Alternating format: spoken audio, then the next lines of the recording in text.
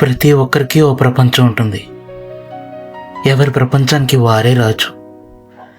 అలాంటి ఓ చిన్ని ప్రపంచానికి అధిపతి అయిన హను అనే ఓ రాజు కథే ఈ హ్యాపీ కింగ్. ఈ రాజు ఎవరిని ఏలాలనుకోలేదు. ఎందుకంటే తనకు ఆజ్ఞాపించడం తెలియదు, ఆదరించడం తెలుసు. తనకి అధికారం చెలాయించడం రాదు. అందరి మమకారానికి లొంగిపోవడం మాత్రమే వచ్చు. గట్టిగా మాట్లాడితే సాయం చేసే గుణం, అన్యాయానికి చలించే హృదయం, దౌర్జన్యానికి జ్వలించే ప్రాణం, ఇలా ఇన్ని ఉన్నా కూడా తనకి బతకడం రాదని అంతా ముద్ర వేస్తే అదే నిజమేనేమో అని మెదడుని పీడించే సంశయం ఓ పక్క, పుట్టినందుకు గిట్టేలోపు ఏదోటి సాధించిపోవాలని మదిని తొలిచే తాపత్రయం మరో పక్క, వీడి ముక్కుసూటితనాన్ని చూసి ఓర్వలేక బతికుండగానే పీక్కు తినే నరరూప రాబందులు ఇంకో పక్క. ఇలా మూకుమ్మడిగా దండెత్తడానికి వస్తే తన ఆశయాల్ని ఆయుధంగా చేసుకుని తానే సైన్యమై తనని తాను గెలిపించుకోవాలని పోరాడే ఈ రాజు కథే హ్యాపీ కింగ్. నాకు ఈ భయం లేదా బెరుకు ఎప్పుడు ఎలా వచ్చిందో గుర్తులేదు. కానీ సొంత వాళ్ళతో కూడా కొన్ని విషయాలు నేరుగా చెప్పలేనంత, అడగలేనంత బెరుకు. పోని ధైర్యం చేసి అడుగుదాం అనుకునేసరికి వాళ్ళు వేరే పనుల్లో ఉండేవాళ్ళు. చాలా కాలం ఇలా నా మాటలు, భావాలు మనసు వాకిలి దాటి బయటకు వచ్చే మార్గం కనపడలేదు. ఇంటర్ హాస్టల్లో వేశారు. ఓ పక్క హోమ్ సిక్, మరోవైపు అంతా కొత్త మనుషులు. క్యాంపస్ గోడలు తప్ప మరో ప్రపంచం తెలియదు. ఇంకా లోపల బెంగ ఎక్కువై దిక్కుతోచని స్థితిలో ఉన్నప్పుడు విశాలంగా తెల్లని కాగితం, ఖాళీగా కలం నా కోసమే అన్నట్టు కళ్ళ ముందు కనబడ్డాయి. అప్పుడు ఆ కాగితం నా 2 చేతుల్లోకి తీసుకున్నాను.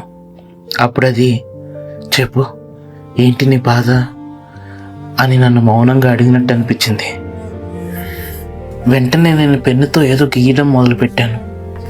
అదేంటంటే, గుండె తన నోటిని తానే చేత్తో మూసి నొక్కేసుకున్న ఓ బొమ్మ. నా పరిస్థితిని అలా బొమ్మగా గీసి చూసేసరికి ఎందుకో ఉన్నట్టుండి కళ్ళు చెమ్మగిల్లాయి. నేను గీసిన గుండె బొమ్మని నా గుండెకి హత్తుకుని కాసేపు అలాగే కూర్చున్నా.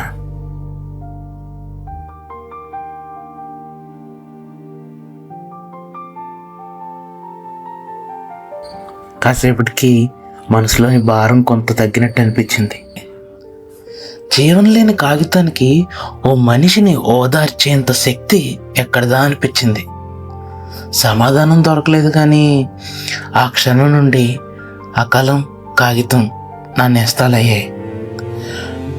నా భావాలను నేను బొమ్మలుగా గీసేది, కాగితం వాటిని ఆనందంగా మోసేది. అలా నా భావాలను తన కాయం మీద పచ్చబడి పెంచుకున్న కాగితంతో నేను ప్రేమలో పడ్డాను.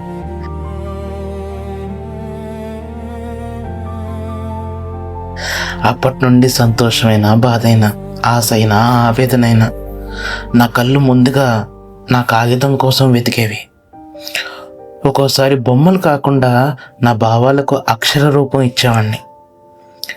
అది కూడా నా మనసుకి ఎంతో హాయిని కలిగించేది. కాలేజ్ మొదట్లో పాకెట్ మనీ పేరుతో ఓ 3-4 వేలు అసలు ఫీజుతో పాటు కట్టించుకునేవాళ్ళు. వాటిలో నుండి ప్రతి శనివారం ఓ 100 తీసి ఆ రాత్రి స్టడీ అవర్లో ఓ కోఆర్డినేటర్ మా పేర్ల లిస్టు పట్టుకుని వచ్చి అక్కడ మా సంతకం పెట్టించుకుని ఆ 100 మా చేతికి ఇచ్చేవాడు. ఇప్పట్లో 100 అంటే ఏ మూలకు అంటారు, కానీ అప్పట్లో మాకు అది కొన్ని వేలతో సమానం. ఆ 100 కోసం వారమంతా ఎదురు చూసేవాళ్ళం. ఆ 100 చేతికి రాగానే అందులో ₹1 ఎలా ఖర్చు పెట్టాలని రఫ్ నోట్స్లో లెక్క వేసేవాళ్ళం. మాకు ఆ వయసుకి పెద్దగా ఏం తెలుసు. ఆదివారం అలా కాలేజీ నుండి బయటకు వచ్చి రోడ్డు దాటితే అవతల వైపు బస్ స్టాప్. అక్కడ సిటీ బస్ ఎక్కితే సరిగ్గా సిటీ మెయిన్ సెంటర్లో దింపేవాడు. ₹10 టికెట్. అక్కడ నుండి అన్ని సినిమా హాళ్ళు, బట్టల షాపులు, పుస్తకాల షాపులు దగ్గరే. ఒకవేళ కొంచెం దూరమైనా అక్కడ నుండి అంతా నడకే. ఎందుకంటే ఆ 100లోనే మొత్తం చుట్టూ రావాలి కదా. కాబట్టి ఆ హాస్టల్ తిండి తిని మొహం మొత్తేసిన మేము ముందు మంచిగా టిఫిన్ చేసి ఆ తర్వాత ఓ మార్నింగ్ షో సినిమాకి వెళ్ళేవాళ్ళం. అప్పట్లో నెల 10 బెంచ్ 20, బాల్కనీ 50, మహా అయితే 60 అంతే. సినిమాకున్న క్రేజ్ని బట్టి నేల, బెంచా లేదా బాల్కనీనా డిసైడ్ అయ్యేవాళ్ళం. అండ్ ఆ రోజు ఆల్రెడీ చిన్నప్పటి నుండి ఎన్నోసార్లు చూసిన సినిమానే అయినా నాకు మళ్ళీ కొత్తగా పరిచయం అయినట్టు అనిపించింది. ఈసారి నేను సినిమాని చూడలేదు, ఆస్వాదించాను. కొంచెం కొంచెంగా అర్థం చేసుకోవడానికి ట్రై చేశాను. థియేటర్ ప్రతి ఇంచు గమనించాను. అది మరో లోకంలో అనిపించింది. ఉన్న 3 గంటలు ప్రతి క్షణం ఆనందించాను. అప్పటి వరకు చీకట్లో వెండి వెన్నెల అందం మాత్రమే తెలుసు, కానీ అప్పుడు అదే చీకట్లో కదిలే బొమ్మలతో వెండి తెర కూడా ఎంత అందంగా ఉంటుందో అర్థమైంది. ఆ బొమ్మలు చెప్పే కథలో లీనమై నన్ను నేను మర్చిపోయేవాడిని. సినిమా అయి బయటకు వెళ్ళేటప్పుడు ఏదో బెంగ. ఆ ఆదివారం నుండి తర్వాత ఆదివారం వరకు చూసిన సినిమాలోని కథ, పాత్రలు, సన్నివేశాలు, డైలాగ్స్ గుర్తు తెచ్చుకుంటూ ఉండేవాడిని. మళ్ళీ ఆదివారం ఇంకో కొత్త సినిమా, కొత్త కథ, కొత్త పాత్రలు. ఇలా నాకే తెలియకుండా సినిమా నా మరో ఫ్రెండ్ అయిపోయింది. అప్పటి వరకు నా కవితల్లో, గీసే బొమ్మల్లో ఏదో వెళుతుండేది. కానీ ఎప్పుడైతే సినిమాలోని సంభాషణలు, పాటల్లోని సాహిత్యానికి నేను దగ్గరయ్యానో అప్పటి నుండి నా అక్షరాలకు అర్థంతో పాటు అందం తోడైంది. ఆ వెలితి పోరింది. కదిలే బొమ్మలు నా కలలకు ప్రాణం పోసే, ఆ వెండి వెలుగు నా కలతలు దూరం చేసే. విసుగు చెందిన నా మనసు ముసుగు తీసి, మసకబారిన నా భావాలకు మెరుగుదిద్దే. నాలో పుట్టే కొత్త ఆశలకు పురుడు పోసి, కళలేని నా లోకానికి నిండుగా రంగులద్దే. మొదట్లో ఓ కథని చూడటం అంటే ఉన్న ఇష్టం నెమ్మదిగా ఓ కథని చెప్పడం అంటే ఇష్టంగా మారింది. నేను ఎందుకో హీరో హీరోయిన్ ట్విస్టులతో ఒక కథ చెప్పకూడదు అనే ఆలోచన నాకే తెలియకుండా నాలో మెదిలింది. అప్పటి నుండి నైట్ స్టడీ అవర్స్లో లేదా హాస్టల్ రూమ్లో రాత్రి పడుకునేటప్పుడు నా ఫ్రెండ్స్కి రకరకాల కథలు చెప్పడం మొదలుపెట్టాను. వాటిలో చాలా వరకు అప్పటికప్పుడు ఊహించి చెప్పినవే. నేను ఆ కథ చెప్పే ప్రాసెస్ని ఎంతగానో ఎంజాయ్ చేసేవాడిని. ఇక రోజు పడుకునే ముందు ఓ అరగంట నేను కథ చెప్పడం, వాళ్ళు నా కథ వినడం ఓ ఆనవాయితీగా మారింది. నా కథలు విన్న చాలామంది నువ్వు చెప్తుంటే మాకు కళ్ళ ముందు అలా ప్రతిదీ స్పష్టంగా కనపడుతుందని చెప్పేవాళ్ళు. అలా వాళ్ళు చెప్పే రకరకాల మాటల్లో ఒకసారి నేను వినకూడని మాట ఒకటి విన్నాను. వినకూడని అని ఎందుకన్నానంటే ఆ మాట నాలో కొత్త ఆశలు రేపింది. నా ప్రశాంతతను కొంచెం కొంచెం దూరం చేసింది. భవిష్యత్తులో నా జీవితాన్ని ఎన్నో మలుపులు తిప్పింది. ఒకరోజు మేమంతా ఎవరి లైఫ్ యాంబిషన్ ఏంటని మాట్లాడుకుంటున్నాం. అప్పుడు ఒకడు, రేయ్ నీ యాంబిషన్ ఏంట్రా అని అడిగాడు. వాడు అడిగే వరకు నేను ఆ క్షణం వరకు నా జీవితానికి ఏ లక్ష్యం లేదని, అసలు దాని గురించి నేను ఆలోచించిందే లేదని రియలైజ్ అయ్యాను. దాంతో నేను తెల్లమొహం పెట్టి, ఇప్పటివరకు ఏం ఆలోచించలేదురా అన్నాను. అప్పుడు వెంటనే ఒకడు, డైరెక్షన్ ట్రై చేయరా అన్నాడు ఒకసారిగా. దానికి ఇంకొకడు, అవునరా నువ్వు కథలు బాగా చెప్తావు. మెల్లగా హీరో నడుచుకుంటూ ముందుకు వెళ్తాడు. సరిగ్గా అప్పుడే హీరో పక్క నుండి ఒకడు పరిగెత్తుకుంటూ వెళ్తాడు. పక్కకు తిరిగి చూసేసరికి వెనక బిల్డింగ్ నుండి ఓ పెద్ద అరుపు. సరిగ్గా అప్పుడే ఆకాశంలో ఉరుముతూ మెరుపు అని నువ్వు చెబుతుంటే మాకు సినిమా చూస్తున్నట్టే ఉంటుంది. కాబట్టి డైరెక్షన్ సైడ్ వెళ్తే సూపర్ ఫ్యూచర్ ఉంటుంది అంటూ వంత పాడాడు. నేను ఆలోచనలో పడ్డాను. నెమ్మదిగా ఆ గుంపు నుండి బయటపడ్డాను. కానీ వాళ్ళ మాటలే నా చెవిలో తిరుగుతున్నాయి. నిజాన్ని నేను ఎప్పుడు అలా ఆలోచించలేదు. చీకటి గదిలో సినిమాని ఎంజాయ్ చేయటం, ఫ్రెండ్స్కి కథలు చెప్పడం, వాళ్ళు మెచ్చుకుంటే మురిసిపోవడం, అంతే. అంతవరకు నా ఆలోచనలు ఆగిపోయాయి. సినిమాని ఇష్టపడి చూసే నేను సినిమానే తీయాలని ఎప్పుడూ అనుకోలేదు. వాళ్ళు చెప్పేది 1-2 రోజులు నా బుర్రకు ఎక్కించుకునే ప్రయత్నంలో ఉండగా ఓ రోజు సడన్గా వాళ్ళలో ఒకడు నా పేరుతో కాకుండా రే డైరెక్టర్ అని పిలిచాడు. కానీ నేను ఆ పిలుపుకి అనాలోచితంగా స్పందించాను. ఆ క్షణం నిజంగా నాకు అది సీన్ ఉందా, నేను అవుతానా అనే ప్రశ్నలు ఏమీ రాలేదు. నేను డైరెక్టర్ని కావాలి అనే ఆలోచన ఒక్కటే మెదిలింది. అప్పుడు పడింది నాలో బీజం, డైరెక్టర్ కావాలని. ఓసారి సెలవులకి ఇంటికి వెళ్ళినప్పుడు మొదటిసారి డైరెక్టర్ కావాలనుకునే నా కోరికని కలని ఇంట్లో చెప్పాను. ఇంట్లో అంటే అమ్మకి. నేను ఏదైనా ముందుగా చెప్పేది తనకే, నా గురించి ఏమైనా చేస్తుందనే నమ్మకం. కానీ ఈ విషయం చెప్పినప్పుడు భరోసాకి బదులు ఆమె కళ్ళల్లో కంగారు చూశాను. వెళ్ళి వెంటనే నాన్నకు చెప్పింది. చెప్పగానే వద్దన్నారు. లేదు, నా ఫ్రెండ్స్ నా కథలు విని చాలా బాగున్నాయి అంటారు, నేను డైరెక్టర్ అయితే మంచి ఫ్యూచర్ ఉంటుందని అంటున్నారంటే అవేవి వర్కౌట్ కావు, దానికి ఒక గ్యారంటీ సేఫ్టీ ఉండవని ఏవేవో చెప్పారు. వాళ్ళ భయాలు వాళ్ళవి, కానీ నాకు అవేం అర్థం కాలేదు. ప్రయత్నించకుండా అలా ఎలా అంటారు? నా దగ్గర టాలెంట్ లేకపోతే నా ఫ్రెండ్స్ ఎందుకు అలా చెప్తారు అంటూ వాదించా, గొడవ పడ్డా, ఏడ్చా. అయినా ఒప్పుకోలేదు. వాళ్ళు ఎందుకు వద్దంటున్నారో నాకు అప్పటికి అర్థం కాలేదు.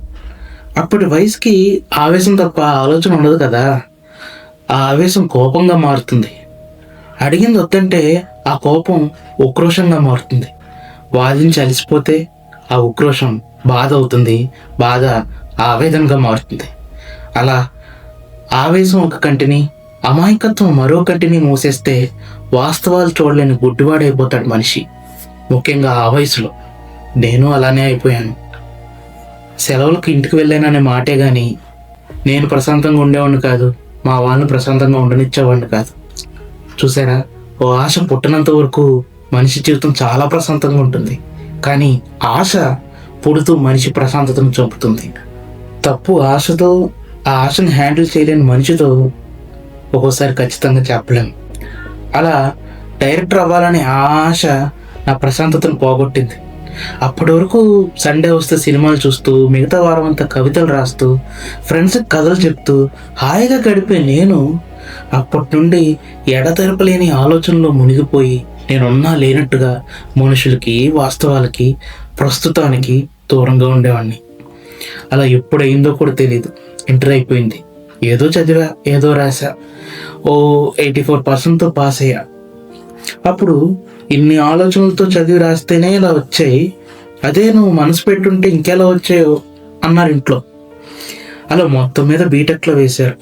ఈసారి హాస్టల్ కాదు, డే స్కాలర్. మళ్ళీ కొత్త మనుషులు, కొత్త ఫ్రెండ్స్, కానీ అవే పాత ఆలోచనలు. మనిషినైతే బీటెక్లో జాయిన్ అయ్యి కొత్త కాలేజీలో అడుగు పెట్టాను, కానీ మనసు ఇంకా ఆ ఇంటర్మీడియట్ హాస్టల్ క్యాంపస్లోనే ఇరుక్కుపోయింది. ఇంటర్ హాస్టల్లో గడిపిన రోజులు నా ఆశకు బలాన్ని ఇచ్చాయి, కానీ వాటినే వదిలి వచ్చేసాననే మరో వెళ్తే నన్ను వెంటాడుతుంది. మొదట్లో ఏదో ముభావంగా అలా కూర్చునేవాడిని క్లాస్ రూమ్లో. మైండ్లో ఏ క్లారిటీ లేకుండా ఏదో నాన్న చెప్పారని బీటెక్లో జాయిన్ అయిపోయా. మరోపక్క నా మనసంతా కథలతో, నా డైరెక్షన్ అనే కళని ఎలా నిజం చేసుకోవాలనే ఆలోచనలతో నిండిపోయింది. దానికి తోడు తెలిసిందేగా, మనకి కొత్త వాళ్ళతో మాట్లాడాలంటే చచ్చేంత మొహమాటం. దాంతో ఎప్పుడూ బాడీ ప్రెజెంట్, మైండ్ ఆబ్సెంట్గా ఉండేవాడిని. అలా ఉన్న నన్ను కొద్ది రోజులు గమనించి ఓ రోజు నా క్లాస్మేట్స్ నా దగ్గరికి వచ్చి అడిగారు. నేను నా సినిమా పిచ్చి గురించి, మా ఇంట్లో దానికి అడ్డు చెప్పిన సంగతి అంతా చెప్పా. అప్పుడు వాళ్ళు, ఓర్ని దేనికా ఇంత డల్గా ఉన్నాం, ఈ మధ్య అందరూ షార్ట్ ఫిల్మ్స్ తీసి యూట్యూబ్లో పెడుతున్నారు, అలా మనం కూడా చేయొచ్చు. అండ్ ఊరికే మాటల్లో చెప్పడానికి, చేతల్లో చూపించడానికి చాలా తేడా ఉంటుంది. సో నువ్వు షార్ట్ ఫిల్మ్ మంచిగా తీసి మీ ఇంట్లో చూపించావు అనుకో, మీ వాళ్ళు కూడా ఓకే చెప్పచ్చు.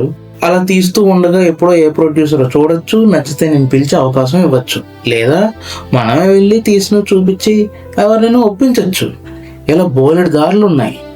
అవన్నీ వదిలేసి అలా ఆలోచిస్తూ కూర్చుంటే అయిపోతాయి పనులు అని అన్నారు. వాళ్ళతో మాట్లాడక ధైర్యం వచ్చింది, మనసంతా ఒక్కసారిగా తేలికైపోయింది. అప్పుడు ఒక్కటి అర్థమైంది, ఒకటి ఏదైనా సాధించాలంటే ఈ మోమాటాలు, మౌనాలు పక్కన పెట్టేయాలి. మాట్లాడకపోతే మనం ఏంటో, మన బాధ ఏంటో ఎవరికైనా ఎలా అర్థమవుతుంది? వాళ్ళు అన్నట్టుగానే మధ్యలో ఏవో సెలవులు వచ్చినప్పుడు ఫస్ట్ షార్ట్ ఫిలిం తీసాం, స్టోరీ బిహైండ్ ఏ రాంగ్ కాల్.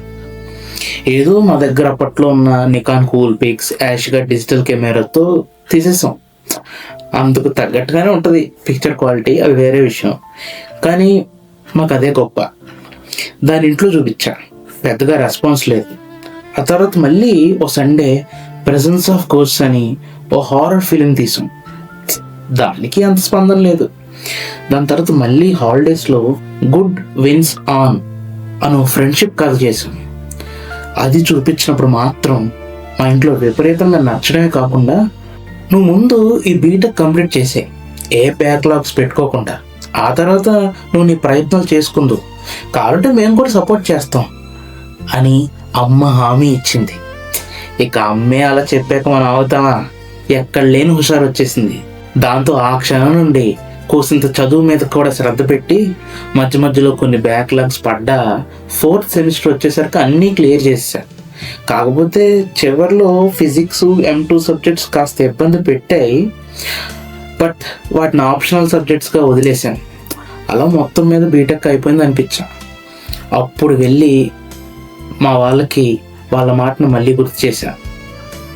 అప్పుడు పాపం వాళ్ళు నా కోసం ఏవేవో పాత పరిచయాలన్నీ తవ్వి తీసి ఒక్కొక్కరికి ఫోన్లు చేసి నా గురించి చెప్పి సాయం అడిగే ప్రయత్నాలు మొదలుపెట్టాడు. నా చిన్నప్పుడు మా డాడీ ఒక ట్యూషన్ సెంటర్ రన్ చేసేవాళ్ళు. అక్కడ అందరికీ షార్ట్ హ్యాండ్ నేర్పించేవాళ్ళు. అలా చాలామంది ఆ షార్ట్ హ్యాండ్ వల్ల మంచి మంచి ప్రభుత్వ ఉద్యోగాలు, ఇతర ప్రముఖ కంపెనీల్లో ఉద్యోగాలు సంపాదించారు. వాళ్ళని ఎప్పుడు మా డాడీ అవసరానికి ఉపయోగించుకోలేదు. కానీ నా కోసం మొదటిసారి ఒకరిని సాయం అడిగారు. అప్పుడే అర్థమైంది, అమ్మకే కాదు నాన్నకు కూడా నేనంటే ఎంతో ఇష్టం అని. 9 నెలలు మోసే అమ్మ మన మీద ఉన్న ప్రేమ గుండెల్లో దాచలేదు. బిడ్డ కన్నా బిడ్డ మీద పెంచుకున్న ప్రేమ బరువేమో, కానీ నాన్న అంత బరువైన గుండెల్లోనే మోస్తాడు తప్ప సందర్భం వస్తే కానీ బయట చూపించడం. ప్రేమను బయట పెడితే బిడ్డ మాట వినడనే భయమేమో. నాన్న శిష్యుల్లో ఒకరు హైదరాబాద్లో ఉంటారు. ఆయనకి ఓ ఎగ్జిక్యూటివ్ ప్రొడ్యూసర్ తెలుసని ఆయన్ని పరిచయం చేస్తానని చెప్పారు. ఇక దాంతో నా కళలకు రెక్కలు వచ్చినట్టు అనిపించింది. వెంటనే హైదరాబాద్ బయలుదేరాను. ఇప్పటి వరకు నా ప్రయత్నాలు నా క్యాంపస్ వరకు మాత్రమే పరిమితం. కానీ ఇప్పుడు బయటనున్న ప్రపంచాన్ని మొదటిసారి ఎదుర్కోబోతున్నాను. ఈ ప్రయాణం, చేయబోయే ప్రయత్నం సఫలమయ్యాయో, విఫలమయ్యాయో, లేదా కొత్త మలుపులు తిప్పాయో తర్వాత తెలుసుకుందాం. ఏంటి వీడు ఎప్పుడు సినిమాలు, కథలు, కవితలు అంటాడు, అసలు వీడి లైఫ్లో ప్రేమలు, సరదాలు లాంటి రంగులే లేవా అనుకుంటారా? ఎందుకు లేవు? అన్నీ ఉన్నాయి. కాకపోతే అన్ని ఎమోషన్స్ ఒకసారిగా చెప్పి మిమ్మల్ని కన్ఫ్యూజ్ చేయడం ఎందుకని ఇప్పటివరకు సినిమా అని ఒక్క ఎమోషన్ గురించే మీకు చెప్పా. మిగతా ఎమోషన్స్ మీకు నెక్స్ట్ సీజన్లో పరిచయం చేస్తా. అవి ఎలా నా లైఫ్ని, నన్ను ప్రభావితం చేశాయో అప్పుడు మాట్లాడుకుందాం. మీ హను.